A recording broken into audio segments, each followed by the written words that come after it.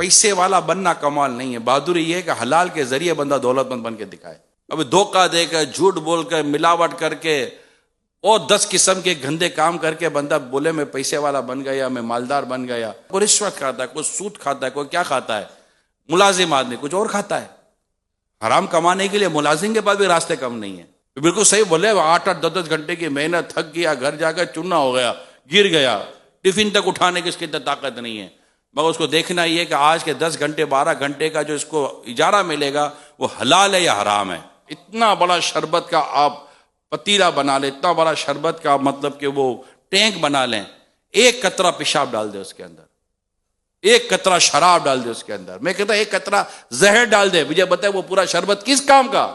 بھئی آپ کماتے کیوں ہیں؟ سکون کے لیے، راحت کے لیے، آسانی کے لیے۔ بندہ کیوں کماتا ہے؟ بے چین رہنے کے لیے، پریشان رہنے کے لیے، دکھ پالنے کے لیے کہ یار جتنا کماؤ تو اتنا دکھ بڑھ رہا ہے۔ بندہ کماتا ہی اپنی زندگی کو آسان اور سہولت کی طرف لے جانے کے لیے۔ موٹی بات یاد کر لیں کہ یہ آسانی اور سہولتیں نوٹوں کے ڈھیر میں نہیں ہیں، اللہ کی رحمت میں۔ نوٹوں کے ڈھیر میں تو زیادہ تر لوگوں کے لیے غم چھپے ہوئے ہیں، دکھ چھپے ہوئے ہیں، پریشانیاں چھپی ہوئی ہیں۔ اتنا نوٹوں کا ڈھیر ہے مگر علاج نہیں ہو رہا، اتنا نوٹوں کا ڈھیر ہے کھانا نہیں کھا سکتا، اتنا نوٹوں کا ڈھیر ہے بیوی چھوڑ کر چلی گئی ہے، اتنے نوٹوں کا ڈھیر ہے اولاد بات بھی نہیں کر رہی ہے، اتنے نوٹوں کا ڈھیر لگا ہوا ہے، وفا ڈھونڈ رہا ہے وفا نہیں مل رہی، شفا ڈھونڈ رہا ہے شفا نہیں مل رہی، نوٹوں کا ڈھیر لگا ہوا ہے، نوٹیں کھائے گا؟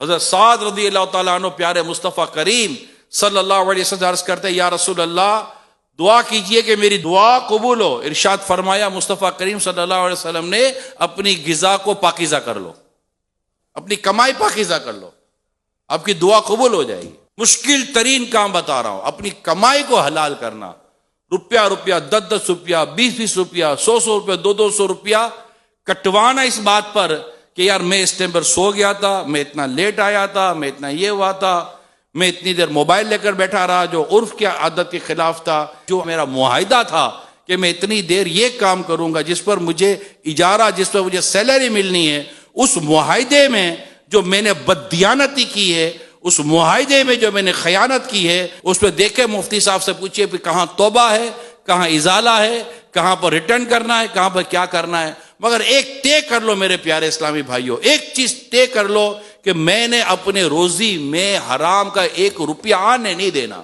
پھر آپ دیکھو رب کی بارگاہ سے شفا، راحت، فرحت، سکون، اطمینان، ایمان کامل، گھر کی محبت، گھر کا پیار اور ادارے کا اعتماد، اور ادارے میں عزت کتنی ملتی ہے وہ کسی ریٹ میں آپ نہیں خرید سکتے، اگر وہ مل سکتی ہے تو ایمانداری سے مل سکتی ہے۔